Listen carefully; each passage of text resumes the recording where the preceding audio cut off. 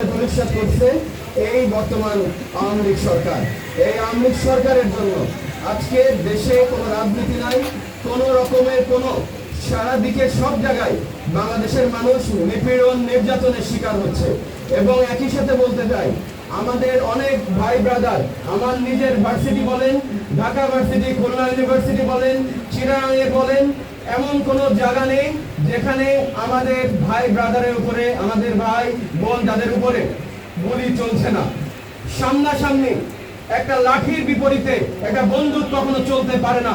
একটা আমাদের আইন সেই কথা বলে, আপনি লাঠির বিপরীতে কখনো বন্দুক চালাতে পারেন না, ফাঁকা হাতের বিপরীতে আপনারা বন্দুক তাক করতে পারেন না।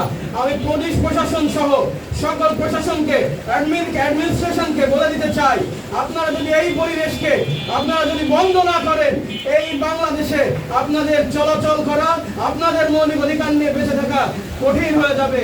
বাংলাদেশের মানুষ আপনাদেরকে অনেক সহ্য করেছে।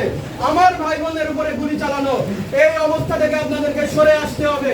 যদি সেই পরিবেশ থেকে সরে আসতে না পারেন, তাহলে ক্ষমতা ছেড়ে দেবেন, ক্ষমতা ছেড়ে দেবেন এবং এই নাকে খড় দিয়ে বাংলাদেশ থেকে বিদায় নেবেন।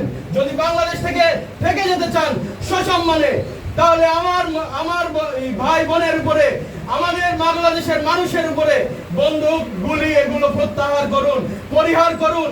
এবং একই সাথে বলে দিতে চাই, জাতীয় পার্টি ছাত্র সমাজের সাথে একাত্মতা ঘোষণা করেছে।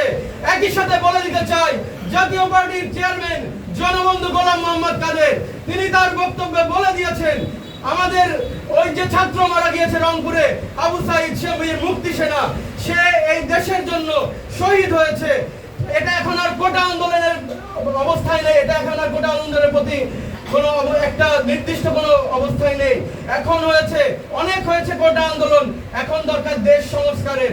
তাই সকলের উদ্দেশ্যে বলতে চাই, অ্যাডমিন ক্যাডার বলি, পুলিশ ক্যাডার বলি, যে কোনো ধরনের প্রশাসনের লোকজনের উদ্দেশ্যে বলতে চাই এবং আমি আবারও বলে দিতে চাই, আমার ভাই বোনের উপরে যদি আরেকটা গুলি চলে, আরেকটা লাশ যদি পড়ে বাংলাদেশে, শুধু বাংলাদেশ না, এই মাগুরা থেকেই বলছি, জাতীয় পার্টির প্রত্যেকটা নেতা কর্মী আপনারা আমাদের ভাই বোনের পাশে দাঁড়াবেন, আপনারা ভাই বোনের পাশে দাঁড়াবেন, আপনারা তাদের জন্য আপনাদের তাদের পাশে দাঁড়িয়ে যে কোনো ধরনের সহযোগিতায় আপনারা হাতে থাকবেন। এবং একই সাথে এই চেম্বারের থেকে আমি বলে দিতে চাই, হাসান সিরাজ সুজান দুই ছেলে আছে, তারা দুইজনই আইনজীবী।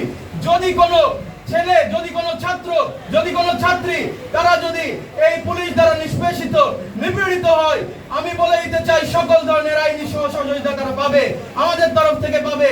এবং আমরা চেষ্টা করব, দেশের যেখানেই হোক, যে জেলায় হোক, আমাদের যে সকল নেতৃবৃন্দ বিভিন্ন জেলায় আছে, তাদের প্রতি আমি আহ্বান রাখবো, আপনারা আপনাদের অবস্থান থেকে এই সকল ছাত্রছাত্রীদের পাশে দাঁড়াবেন এবং তাদের যে কোনো সহযোগিতা করবেন। আমি আমার আর বক্তব্য দীর্ঘায়িত করছি না, এবার আপনাদের সামনে বক্তব্য রাখবেন মাগুরা